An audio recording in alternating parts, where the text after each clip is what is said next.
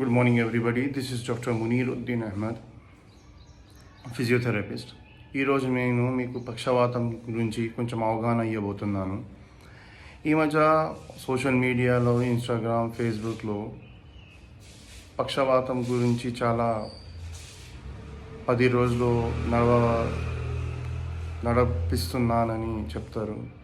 చేయి వచ్చేస్తుంది, కాలు వచ్చేస్తుంది, నడుస్తారు, ఆయన పని ఆయన చేస్తారు, 1 నెలలో వచ్చేస్తుంది అని ఒక అడ్వర్టైజ్మెంట్స్ ఇస్తారు, వైరల్ వీడియోస్ చేస్తారు. కానీ ఇవన్నీ తప్పుల మాటలు. దీనిపైన మీరు ఎక్కువ నమ్మకం పెట్టుకోవద్దు. పక్షవాతం అంటే బ్రెయిన్లో వచ్చే క్లాట్. దీంట్లో 3 టైప్స్ ఉంటుంది. అందరికన్నా చిన్న క్లాట్ అయినా కూడా మనిషి కోలుకోవడానికి 1 to 2 months పడుతుంది. చిన్న క్లాట్ కోసం 1 to 2 months పడుతుంది. ఇది మెయిన్. దీంట్లో ఏంటంటే మెడిసిన్, ఫిజియోథెరపీ, ఎక్కువ అయిపోతే సర్జరీ.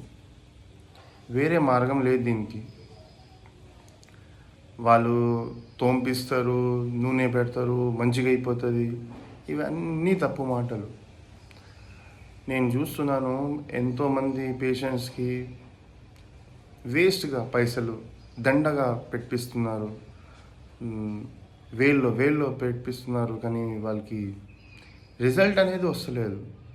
నేను చెప్పేది ఒకటే మాట, ఇది పక్షవాతం అనేది బ్రెయిన్లో స్ట్రోక్ అవుతుంది. అది ఎంత లోపల పోయింది, ఎంత వచ్చింది, అది కోలుకోవడానికి ఒక టైం పడుతుంది. దానికోసం ఒక ప్రోటోకాల్ ఉంటుంది. మెడిసిన్ తీసుకున్నాక ఫిజియోథెరపీ చేపియాలి. దానిలో కూడా ఫిజియోథెరపీ చేపియగానే మీరు ఒక 10 days నడుస్తారు, 20 days నడుస్తారు. ఆ ఫిజియోథెరపీ ఎవరు చెప్పినా కూడా అది కూడా అబద్ధం.